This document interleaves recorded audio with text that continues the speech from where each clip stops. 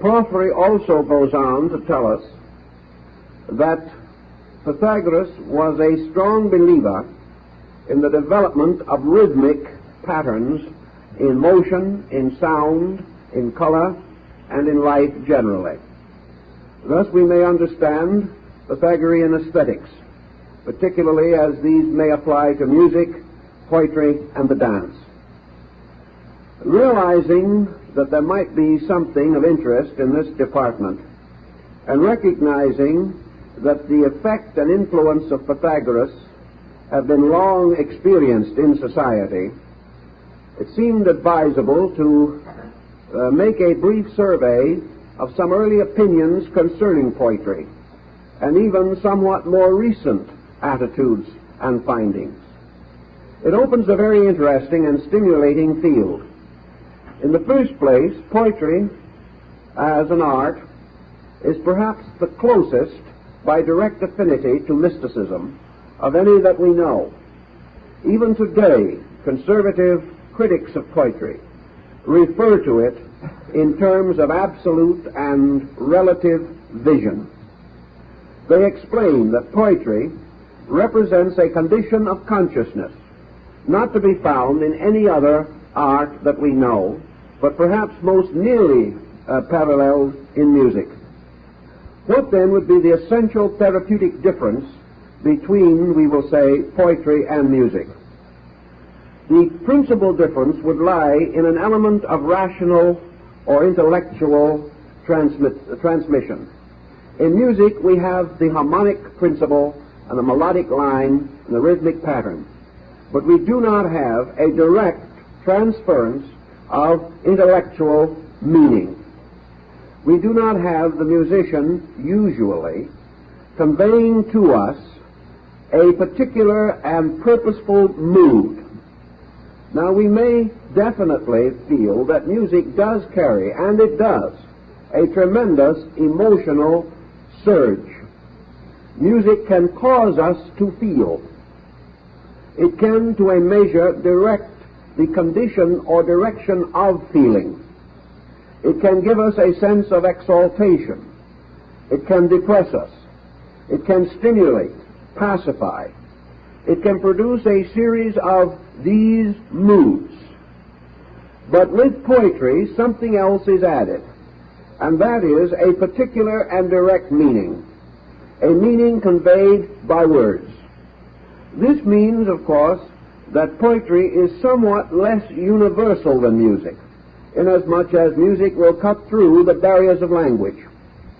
On the other hand, poetry is more intimate, more personal, and the creativity of poetry is more universal than the power of the average individual to compose or create music. The creation of music generally requires a highly specialized type of training, whereas the creation of poetry, some of the greatest poetry that we know, has resulted from comparatively little technical knowledge. It has arisen as a more direct expression of rhythm in consciousness itself. Thus we have many persons, comparatively, without technical knowledge, even of poetry, who are able to create good poems. Create them because of certain laws or principles resident in consciousness itself. Pythagoras, of course, differed from modern man in a number of his attitudes toward health. Whereas today we throw particular therapy against particular ailments, the Pythagoreans were inclined to use a general therapy against a general ailment. The Pythagoreans were among the early psychologists to recognize that man's particular difficulties in life arise from general principles, from factors perhaps deeply submerged, but that the person is not sick because of one thing that he does, nor can he be caused to recover by the direct treatment of his immediate ailment only. We may be able to cure the ailment or treat it successfully, but curing the ailment does not mean curing the person. We may neutralize certain expressions of excess, whether these be psychological or physical. But we have a larger problem, and that is preventive medicine. We have the need of recognizing that health is a natural state, that the primary end of therapy is to preserve health, not to restore it.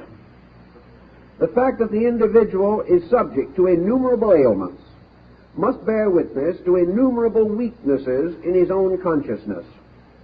To reach these weaknesses may and usually does imply a general restoration of his nature, not the mere correction of a particular difficulty.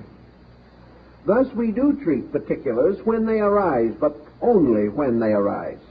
And by that time, our essential problem of health has already passed into a problem of sickness. The prevention of the rise of particular difficulties requires the establishment of general principles. The individual must keep his health from the total psychological integration of himself. He may lose his health in any particular if this total integration is insufficient. Thus Pythagoras, instead of thinking constantly on how to merely remedy certain ailments, recognized that there is a primary type of ailment, and that this ailment arises from psychic disturbance involving the total personality. The sick individual is telling us something beside the symptoms which we are able to immediately recognize. He is telling us that in various ways there are shortcomings in his general nature. These shortcomings do not provide the energy necessary for the restoration of the balance or equilibrium which would preserve health.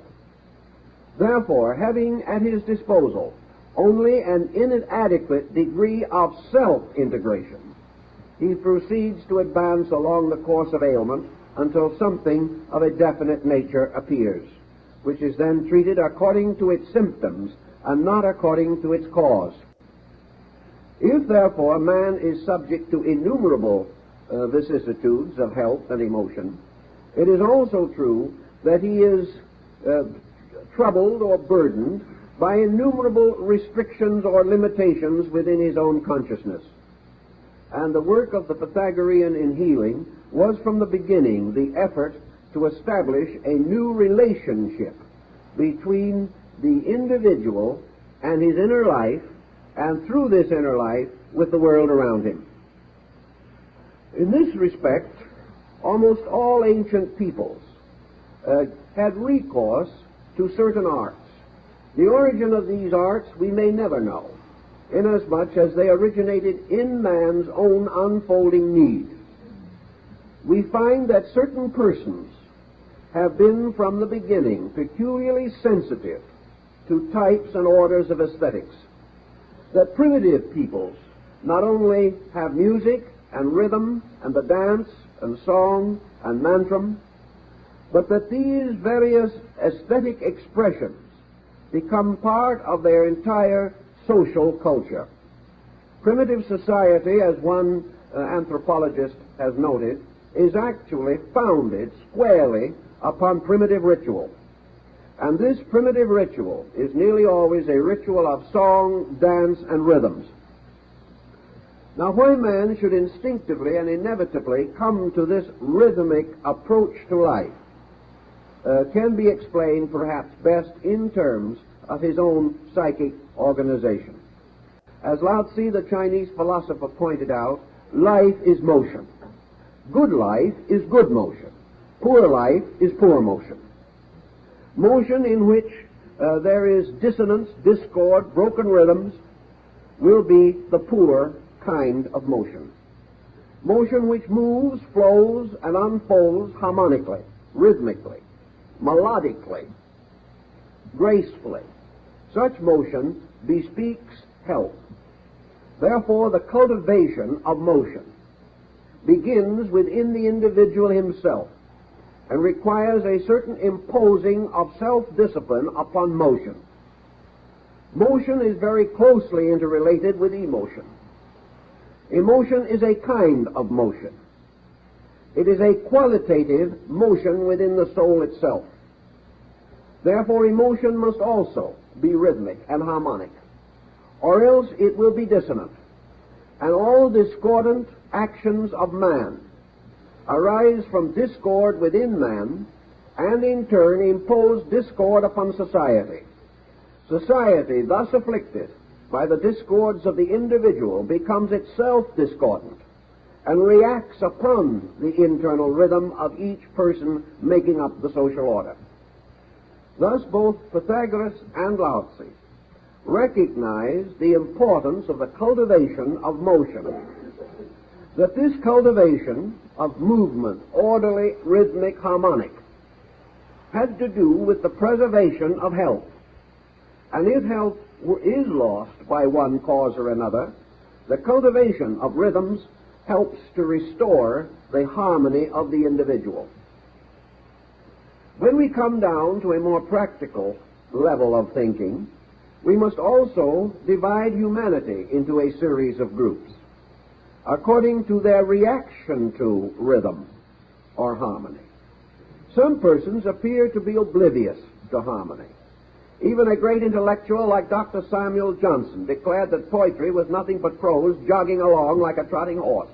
He had no real understanding of it or appreciation for it.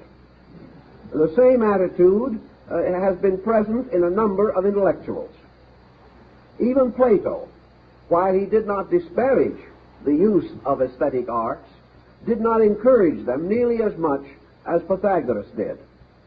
But Plato had a different type of mind, and in these different types of minds we have explanations for different types of basic constitutions. I think we may follow the general Pythagorean theory and affirm that temperaments arise out of types of reaction to motion. That temperament is therefore the way in which we naturally receive or reject certain values in life around us. We have taken it for granted in our culture that man cannot accept everything, that the individual by wholesale acceptance may so diminish the intensity of his reaction that he is unable to intellectually circumscribe his field of activity. Therefore he is scattered, broken, or shaken in his directives, simply because he is unable to understand everything and do everything. On the other hand, there are persons who by nature and instinct are, we will say, poetic conscious. These persons may or may not actually write poetry, or if they do, their poems may be of various degrees of merit. Yet there is a sensitivity in them toward this type of reaction. In the terms of absolute poetry, we must have that which comes the nearest to a full experience vision of internal rhythm or order. Relative poetry is that in which essentially the poetic mood is subservient to a transmissional form of some kind. Therefore, under relative poetry, we have that in which meaning dominates rhythm. We have the intellectual type of poetry. We have the propaganda. We have the military rhythms. We also have such things as anthems and things of that nature, in which actually we are using harmony or poetry as a means of transmitting a basic or fundamental idea. This idea, by the way, has a greater probability of being remembered or transmitted in poetic form than it has in prose form. The mind of man is curiously receptive to rhythms and is able to hold on to patterns that are rhythmed more easily than patterns lacking this quality. Also, we must admit that there is a considerable amount of poetry which is locked within prose structure. A great many prose works are actually of high poetic quality by the very use and selection of words and by the musical rhythms of the prose text itself. We find this, for example, as a common circumstance in many sacred writings, in which by virtue of the way in which they are versed and ordered, and by the sublimity of their language forms, they give us rather the impression of poetry than of prose. We also know, for example, that in our own Bible, many works that are now in magnificent prose were originally poetic. And to a measure, this poetic substance has survived in prose, as, for example, the book of Psalms and sections of the book of Job. In these points, we also note that the tendency of man has been to recognize poetry as nearer to sacred writing than prose in the majority of instances. The Greek oracles at Delphi and other places were nearly always revealed in the form of poetry, usually hexameter verse. Thus it came to the Greek consciousness that prose was the language of men and poetry was the language of the gods. When we analyze this more carefully, we are really saying that poetry is the language of man's spiritual internal. It is the language of the transmission of vision to mind. For in everything which man performs, the value or essential integrity must be clearly present. It would seem that the interior psychic life of man not only reveals great truths of consciousness, but also reveals them according to the very law of consciousness itself, which means that it reveals them harmonically, inasmuch as consciousness by its own nature does not contain any breaks, any broken rhythms, or any crudities of presentation of its own context. Thus, in the study of poetry, we come to a series of facts about man's own inner life. Namely, first of all, that the spiritual factor in man, manifesting itself, does so in an orderly way. In other words, consciousness manifests not only its content, but its form. And its form is always harmonic, melodic, or rhythmic. On the other hand, the labors of man, arising from faulty or incomplete intellection, are distinguished nearly always by inconsistency, incompleteness, or the confusion of ill-digested material. Man lives in a world here in which the known and the unknown mingle in a confused mass, and out of this confusion must inevitably come a kind of reaction in which the content cannot follow smoothly. The person is subject to continuous interruption and the continuous changing of perspective. He is not able to maintain his own equilibrium. Therefore, to the degree that he descends into the material affairs of life, it was held by the ancients that he entered into a state of prose. We think of it perhaps at prose as being closely related to prosaic, and there is undoubtedly a psychic sympathy. The word poetry, coming from the Greek, simply means to make, to fashion, or to create. Therefore, the maker of a poem is a kind of creator. He fashions something. But the poetic consciousness with which he fashions is part of a universal consciousness in which rhythm and order are essentially inherent and therefore continuously present in manifestation. We have a wide range of poetic thought in relationship to Eastern philosophy and culture. And perhaps the greatest exponents of this in Asia are the Chinese, Koreans, and Japanese. In these groups, we find, for instance, the creation of the poem as a symbol of respect. We find that if a Chinese gentleman secures an admirable work of art, particularly a fine painting, which he regards with extreme respect and veneration. He will contemplate this painting. He will meditate upon it. He will search it as an experience of his own consciousness. He will try to unfold within himself the meaning of this picture to him. And when he feels that he has achieved this, he will write a poem. He will usually write a very brief poem and place it upon the margin of the painting in his own beautiful handwriting, which is itself an expression of almost uninterrupted rhythm. He will then seal it with his seal, and the poem and the picture will go on to future generations. Another owner may also experiment or react to this. His reaction may be different from the first owner.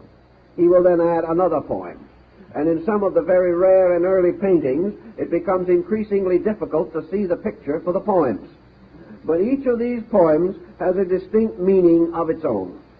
It represents tribute. It represents the individual giving expression to his own interior feeling about a thing. And to many Orientals, this expression is as beautiful as the picture, inasmuch as it arises from the sole concept of the person.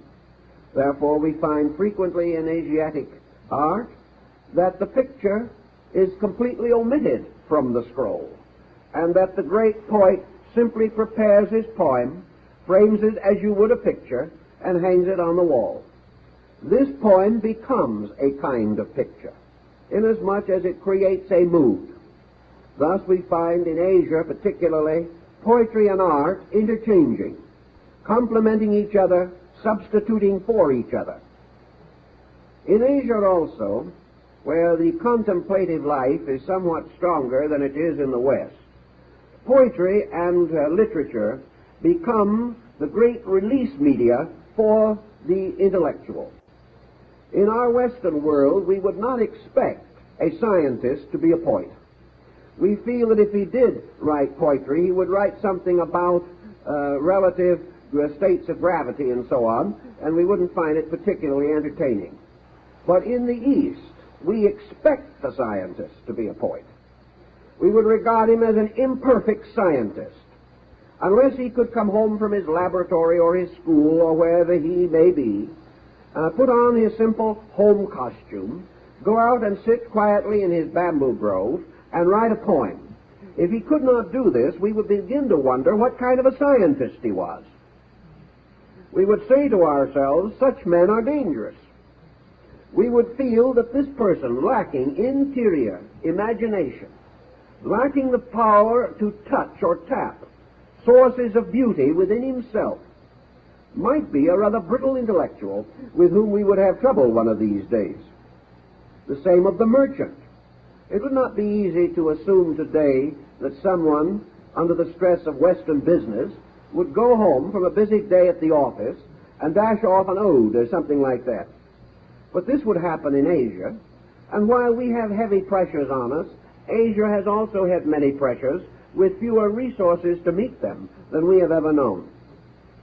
It is therefore part of culture, particularly pointed out by Lao Tzu and Confucius, that the intellectual, the practical man, the scientist, the philosopher, the warrior, all these should write poetry, not only because it was a cultural requirement, but because it was a catharsis for a confused soul. It gave to the individual a peculiar ability to examine himself, to discover whether he had kept in touch with the deep springs and sources of his own consciousness. And if his consciousness becomes confused, if he is no longer able to divide consciousness from intellectual activity, if he is no longer able to divide his own internal life from his external profession, he is coming sick. He is becoming ill by degrees. And in time, this sickness will endanger his entire integration. The same concept, of course, moves through the Buddhistic philosophy of Zen, where the koan, or the brief poem of 17 syllables, becomes symbolic of a great many values in life. One of the important elements of most Oriental poetries, particularly Japanese and Chinese, is brevity. Brevity means essentially the power to go to the heart of a thing. The individual who is not certain, according to one Chinese scholar, writes a book. The one who is certain writes a poem. There is a certain poetry of certainty. If the individual cannot reveal his soul in 17 syllables, he cannot reveal it at all. We are not quite so certain that we can do that, but we do have certain evidences in our own way of life that brevity is not only the soul of wit, but the soul of transmission and the soul of revelation as far as the consciousness of the person is concerned. When we wish to make a truly profound observation, we may do so in 20 or 30,000 words, such as it is said was the case in the publication of a small handbook on the culturing of carrots by the government. It took really pages and pages and pages to take care of carrots. On the other side of the picture, we know that Abraham Lincoln wrote his entire speech for Gettysburg on the back of one envelope. The difference in the totality of our understanding is expressed through the clarity with which we are able to express ourselves. Perhaps we have not recognized, for example, that essentially Lincoln's Gettysburg speech address is poetry. It is a magnificent kind of blank verse, yet it is moved from within itself by such tremendous rhythms, such magnificent harmony, that we would be forced to recognize it as great poetry, regardless of who wrote it. Yet perhaps Lincoln would be the last person in the world to think that he was a poet. It was merely that a clear insight, expressing itself in the fewest possible unnecessary words, and because of the direct impact of vision upon purpose, resulted in the speech taking the form of classic poetry. Thus, truth has a tendency to take poetic form wherever it is manifested to men. And in this, we have truth not merely as intellectual fact, but truth as vision, as link between the person and a field of consciousness. It is in this way, I'm quite certain, that Pythagoras approached his concept of poetic and music therapy. He recognized that if this poem, if this work, and he is believed to have depended heavily upon the writings of Homer for his therapeutic poems, if this poem is pure rhythm vision, and it is read to a person of enharmonic maladjustment, that the tendency of this will be to cause relaxation, to cause the individual to experience a different kind of mood. This mood does not depend upon the words alone, though the words may play a part. It depends primarily upon the psychic recognition of the harmonic principle. This recognition is intuitive. The human being who lacks the ability to recognize rhythmic motion as inspiration or as a source of well-being should of himself begin to examine his own nature, because he is blocking his psychic life in some way. If he does not have a certain amount of music or poetry in his soul, and is not able to call upon this at the proper time and under the proper circumstances, he cannot have the same interior strength that would be his had he had more aesthetic integration. We therefore divide the value of poetry from a therapeutic standpoint into two general classifications. One would be the therapy of creating or making poems. The other would be the therapy of good listening. The ability to receive into self the poetic theme or the harmony of poetry. The creation of poetry, naturally, is a more positive action. It is one in which culture in general, but reflection in particular, play their parts. We always observe that the person who is confused has difficulty in relaxation and has difficulty in separating his mind from the objects of confusion. Thus, the person who is psychologically burdened comes home from his work, brings his work home with him. His only way of getting his mind off of the task, off of the worry, off of the burden which it is carrying, is, to our normal way of thinking, a violent release of some kind. He must take a strong stand. He must substitute willingly and willfully another interest, perhaps no more orderly than the first. He simply throws his mind from one kind of confusion into another, thus feeling that he is gaining a certain release.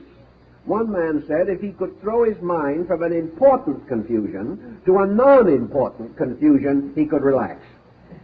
Well, maybe he could, but he will be tossing his intellect around indefinitely, and the wear and tear will be considerable.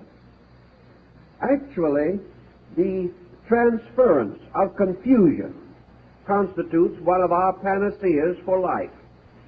We feel that our peace of mind must result from the complete occupation of our bodies and faculties.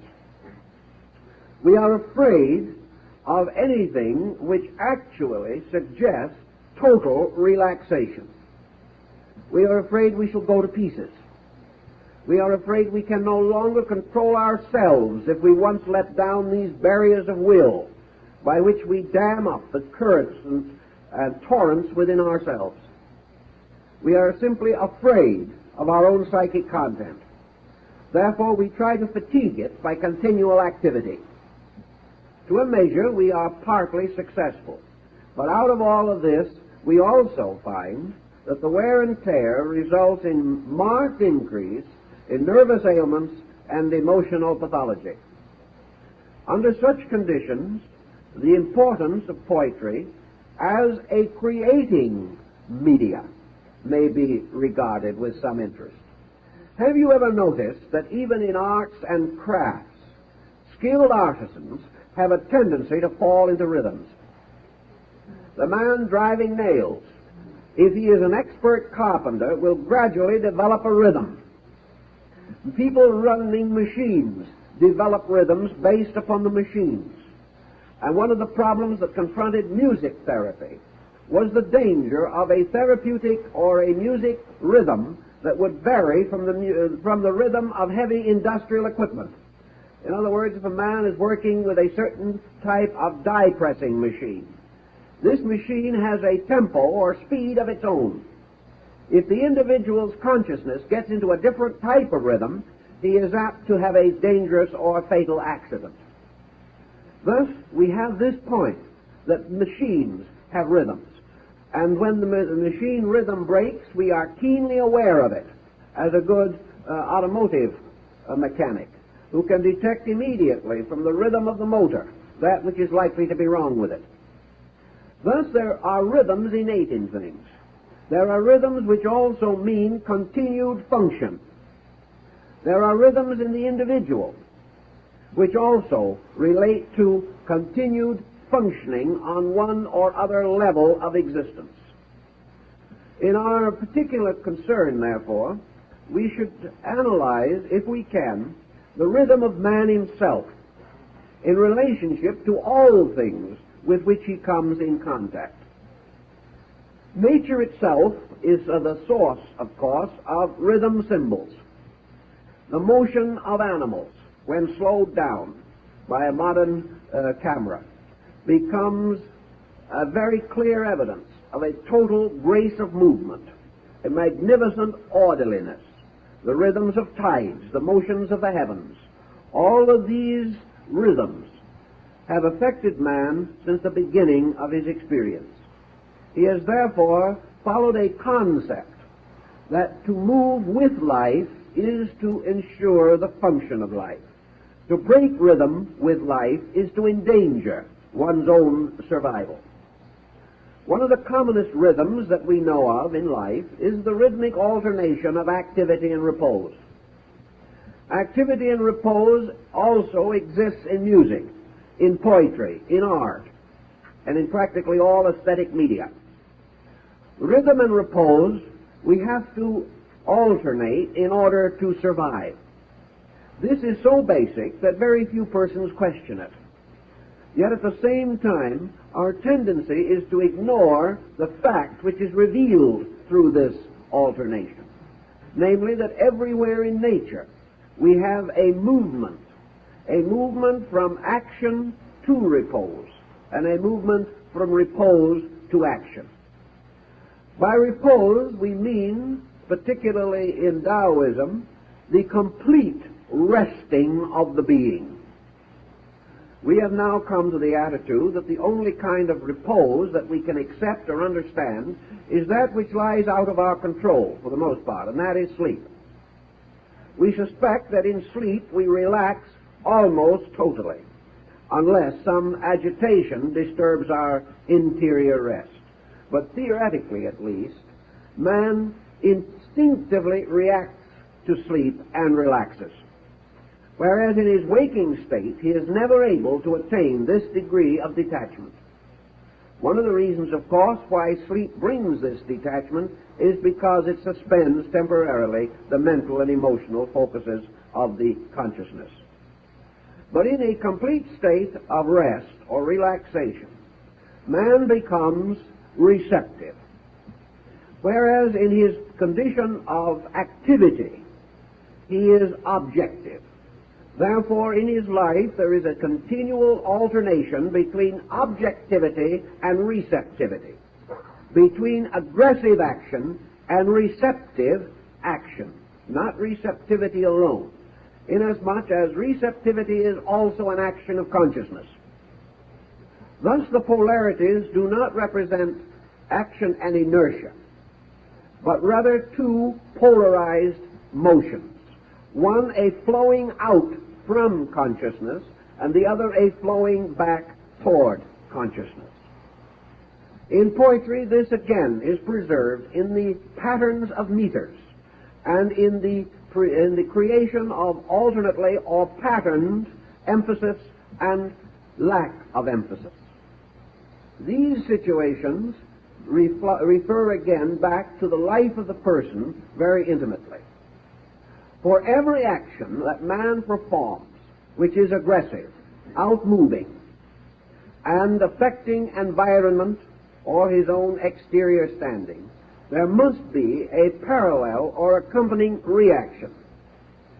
On the level of our conduct, we incline to consider this as the law of karma, because the quality of the action, in most instances, causes the reaction to be unpleasant. Therefore, activity results in fatigue, which we to a measure object to. Or a certain particular kind of stress leads to a reaction of a stressful kind. And we are continually plagued by the reaction of action itself. We try to say to ourselves, this I will do, but the consequences of this I will prevent. I will block it in some way. I will have an unpleasant thought, but I will immediately strive in one way or another to make it difficult for this thought to have its proper and inevitable fulfillment in my own nature. So defense against reaction becomes necessary because of the inadequate quality of the action itself. This breaks patterns, breaks law and order, and subjects the individual to the infirmities which come from what the moralist terms disobedience. Disobedience being violation of the basic rhythm of life. If, therefore, a person having a certain type of daily experience is able to let go of this experience, which is very largely an intellectual emotional pattern, and recognize the importance of the element of creativity, he should and must make something. The word poetry, therefore, meaning to make, implies one of the most important outlets of those who are in the need of creative expression. This is not in any sense of the word intended to depreciate any of the various avocational interests which have been developed in recent years as a means of balancing man's psychic tension. There seems to be no question in the world that the new rise of interest in good music and the tremendous amount now being spent by average citizens for stereophonic sound and things of this nature represents, in total, a natural interior reaction to need. We have come more and more also to recognize that need is largely individual, that we simply cannot tune on a program which 10 million people are listening to and find it always satisfactory to ourselves. Therefore, individual selection in music, as in art, becomes imperative.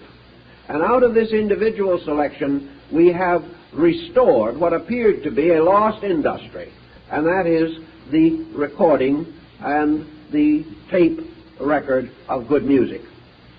We are returning the individual musical reproducing unit into the home.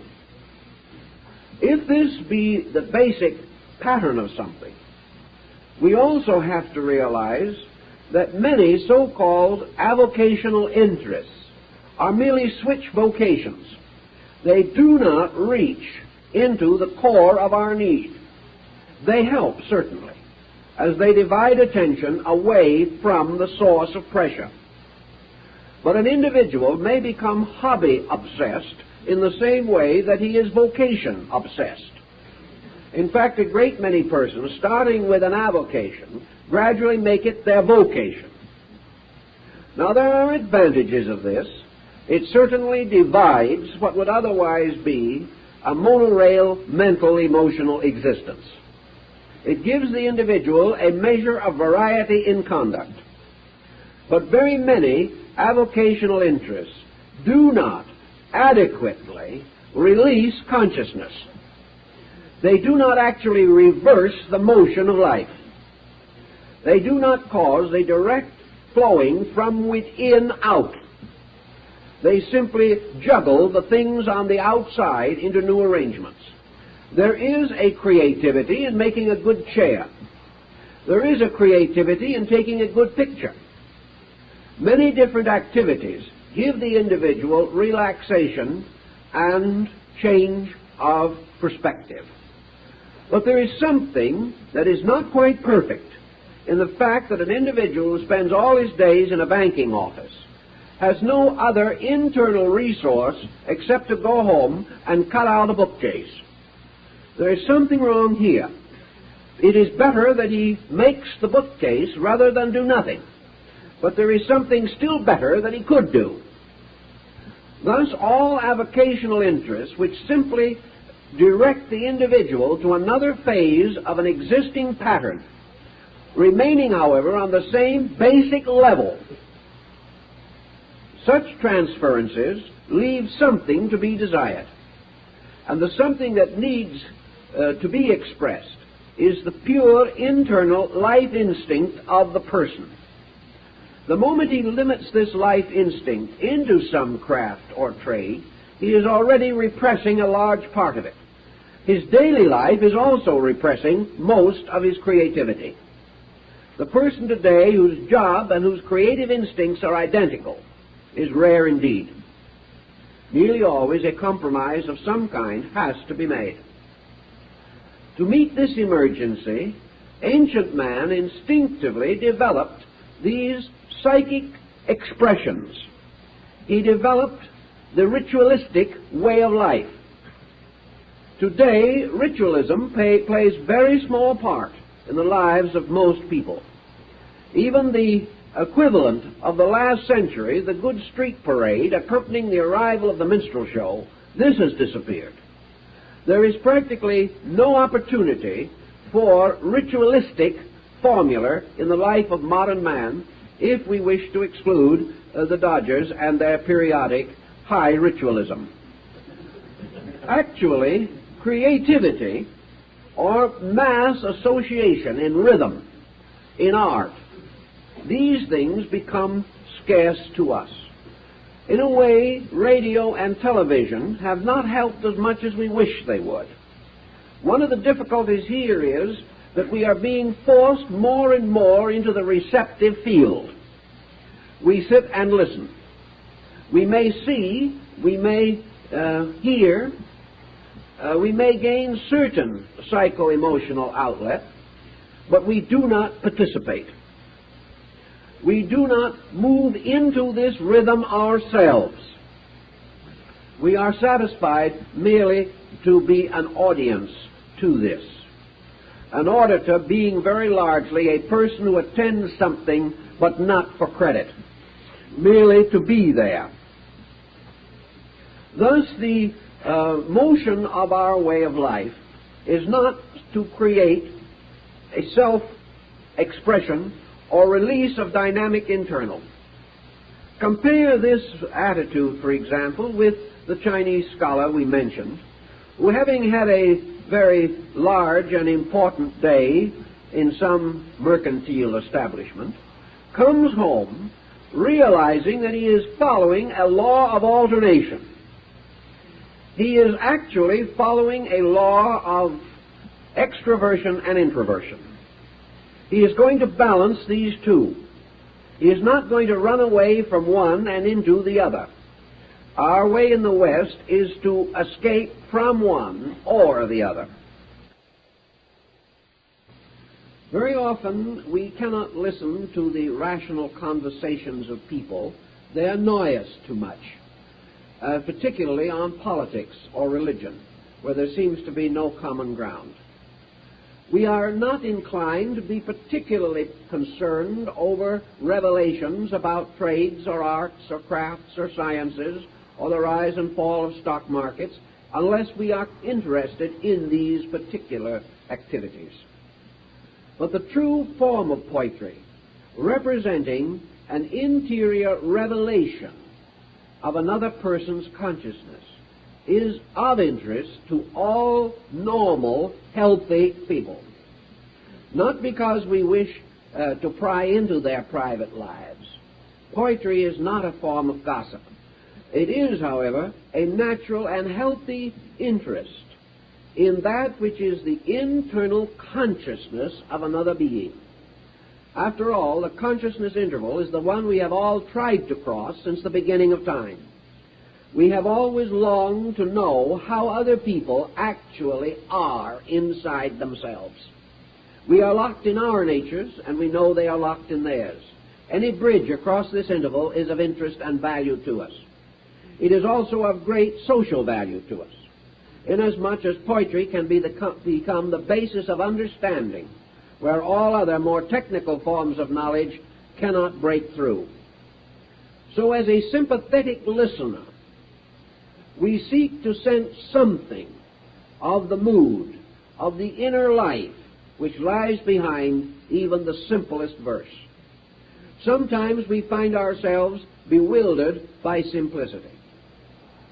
Sometimes we are unable to move ourselves into so natural and contented an attitude that 4 or 8 lines of a poem is sufficient to give us a very warm and rich experience. But here again, a discipline suggests itself. If we are unable to find something in that which has meant something to another, we have more work to do on ourselves. The mere discarding of this as unimportant simply leaves us impoverished and with further barriers between our own lives and the lives of others. And barriers also cause sickness. They cause other people to be sick for lack of understanding. And they cause us to be sick because we have not understood.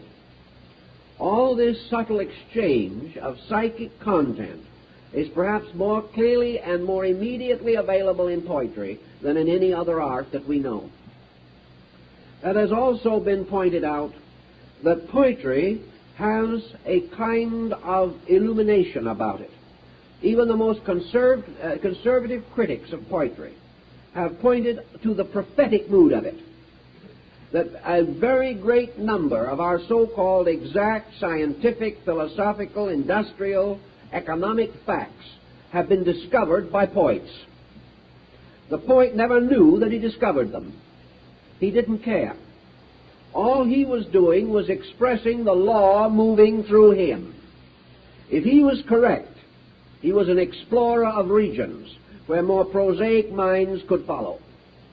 It has also been pointed very definitely to our attention that where a great social message is implied, where it is necessary to lift man from one level of human achievement to another, that a large part of the world's most impressive, inspirational message has come to us in the form of poetry, that it has picked us out of despond, that it has resurrected integrities in human nature, that it has given us hope under great stress and strain, and the poem has become a universal force in the continuing advancement of humanity on all social and psychological levels.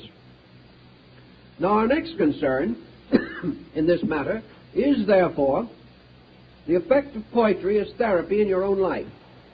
And here I think we also have something of value. Recognizing the primary importance of rhythm and of harmony and of creativity, we have in poetry a possibility within the average reach by which the person can create new integrations in himself. If he wishes a form of self-expression that is almost impossible to take away from him, which requires no appointed periods of time, which requires no specialized technical training, he may work with poetry. Now, some poets will say that this is a broad statement, that certain specialized training is necessary. It is desirable if it is available. But on the other hand, it is not necessary. It is less necessary in poetry than in any other form of literature. The great thing that is necessary in poetry is integrity, a tremendous interior honesty. Actually, the release of spiritual content will be as beautiful as our facilities permit. We instinctively draw heavily upon all resources in the state of sublimity. And in poetry, the individual is ineffective, completely so, unless a certain transference of levels occurs within himself. The critic points out that the technical poet, textbooks on poetry, all point out that a poem is produced as the result of an integration upon a level different from that of ordinary activity. The individual loses himself in something. At that particular time, a mood comes over him, the mood of the poet. The ancients felt this mood so strongly that they assumed that it was an entity, and they created a muse of poetry, and they dedicated most of their poems to this muse. They felt that poetry arose in a spiritual being, and that a poet was one who was able to sense this being, and upon whom this being bestowed its favors in the form of great verse. The followers of Pegasus, the winged horse of verse, therefore built their own mysteries, their rituals, their rites, and their ceremonies, and they invoked their muses with all the integrity and sincerity of any devout religious group. Their interpretation, however, rested upon this thing that happened to themselves. They felt that they entered temporarily into a curious pattern of unworldliness, that at this particular time something moved in them, something lifted itself in their own consciousness, and they became united with a sense of interior vision. and a strong emotional factor was present. There can be no great poetry without some kind of emotion. But it was a kind of emotion that to the average person was more clean than the ordinary emotions of life. It was an emotion in which the search for the beautiful, or the effort to express the discovery of value, these pressures became irresistible. There was a desire to share. There was a sense of the spiritual significance, the doctrinal import of this form of self-expression. Also, due to the very nature of immediate impact, the individual, under the tremendous impact of a total reality, has always been described as speechless. The faculties of great oratory disappear under the impact of a tremendous emotional fact, a revelation of life itself. Immediately the mind, having experienced this, has the instinct to give it, to share it, to express it, to release it into environment, and immediately also discovers the hopeless inadequacy of words. In this dilemma, and it is the dilemma of great poetry, that which is not available in the term of word is made partly available through interval. Pythagoras pointed out that the music of the spheres was not generated by the planets, but by the intervals between them. And in poetry, we have a certain sublimity bestowed by interval and meter. We have certain use of pattern to make up for the inadequacy of word. A mystical experience in itself has a certain metrical quality, if we are able to grasp it. Among other things that we sense in mysticism is order, tremendous sweeps of rhythm, as expressed in Milton and in Dante and in many others of the great poets. So we use this medium in part, and then usually a very humble and very simple selection of words. The greatest of all vision poetry, arising from mystical experience, has almost the scriptural simplicity that we find in the words of Jesus. There is very little involvement. The entire sublimity is carried by the order and pattern, and by words used more nearly according to true meaning than in any other speech that we make. So the resulting poem has a curious impact. It has the impact of purity. It has the impact of something of the impossibility of transmission, which itself becomes sacred. It also has the impact of nobility of sound order, rhythm, mantram.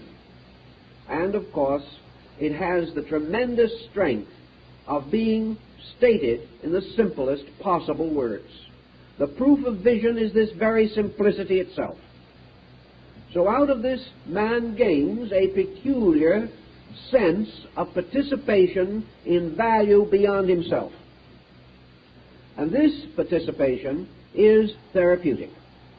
There is no question in the world that it can and does react into man to cause him to come to a more harmonic relationship with life.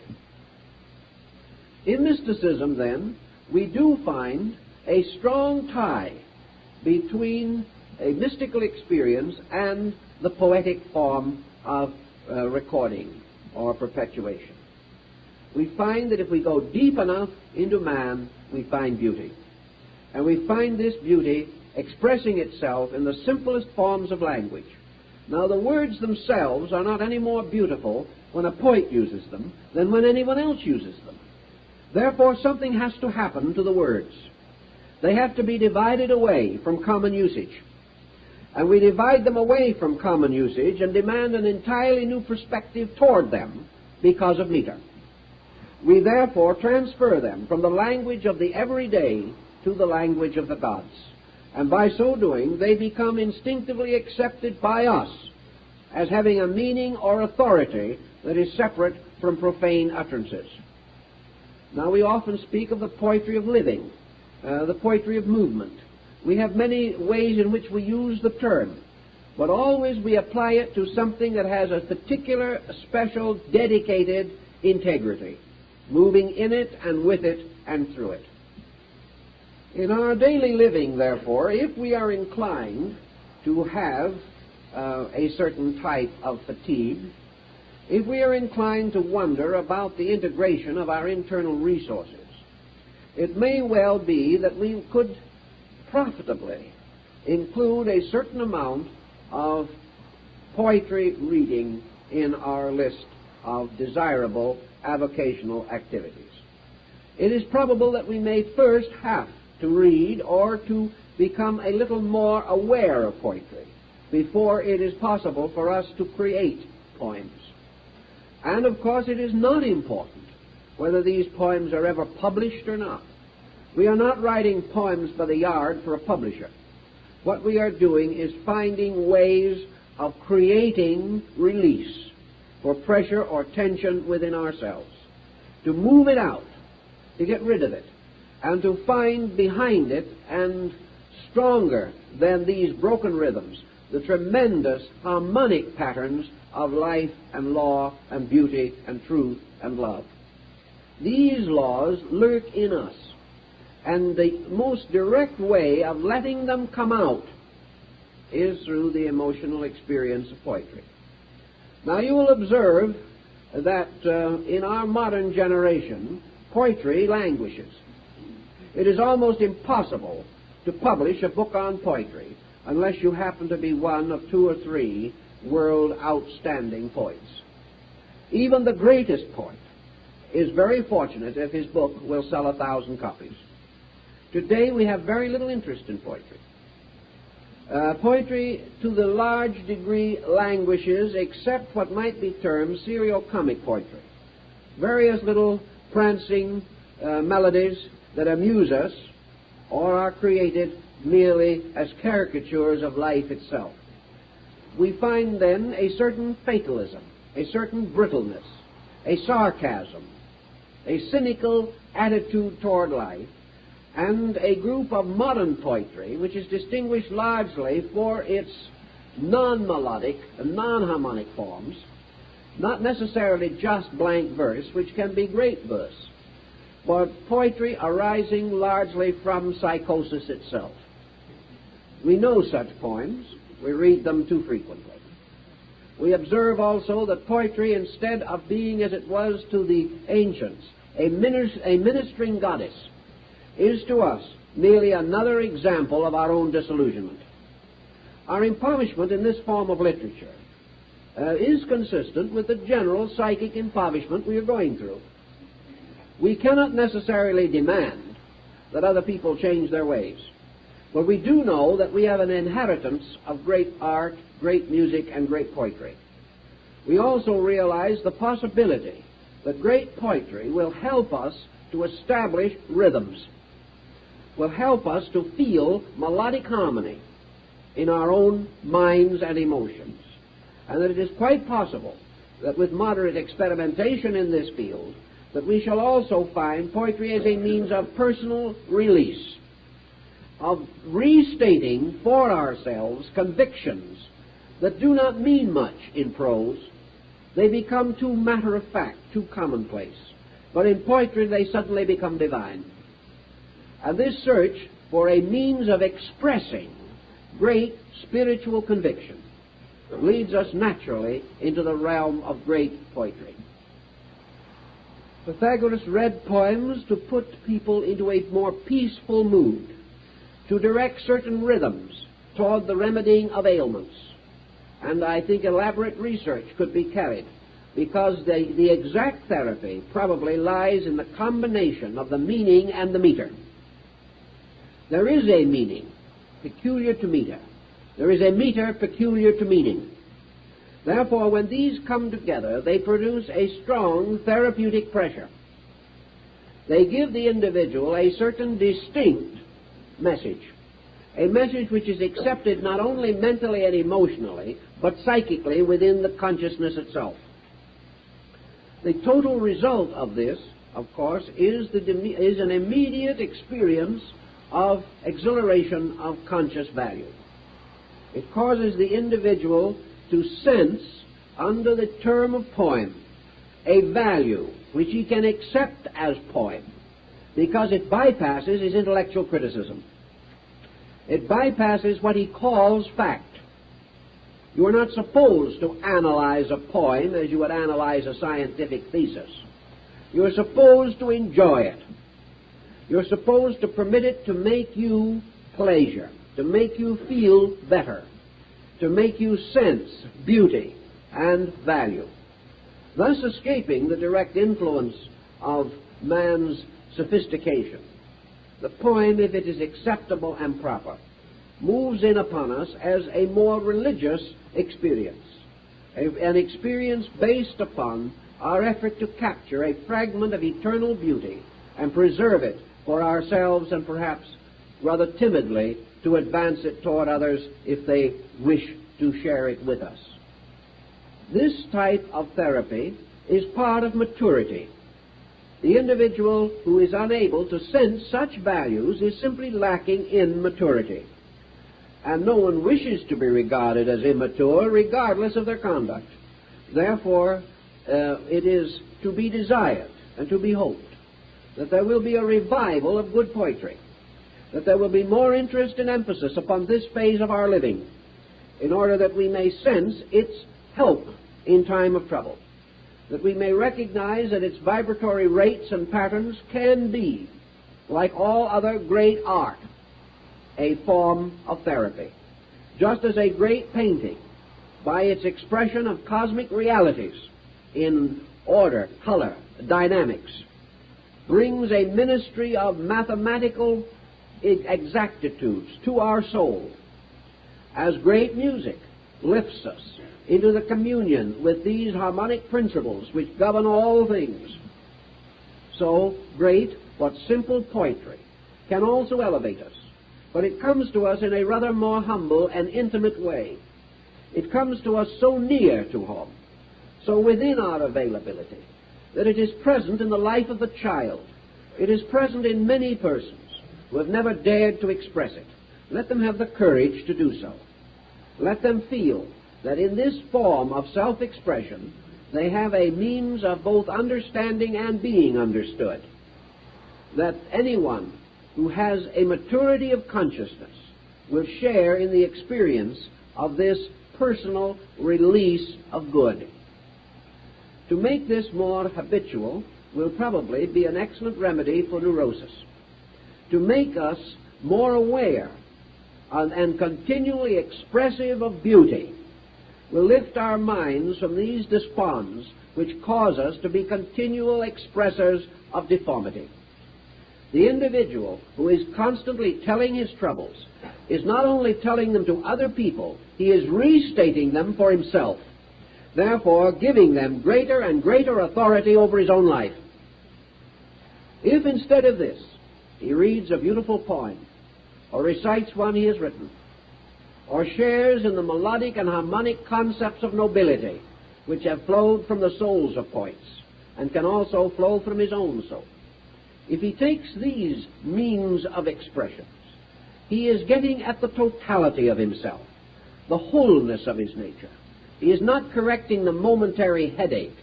He is correcting the cause of all headaches. He is not merely solving the imminent crisis in his family. He is reaching into the source of all crisis and trying to make it right. For there is no crisis in human affairs that can withstand the full expression of true beauty, beautifully and nobly revealed. And in this type of feeling and in type of thinking, we have the maturity which is necessary to bring security, peace, and integrity to our way of life. Time's up.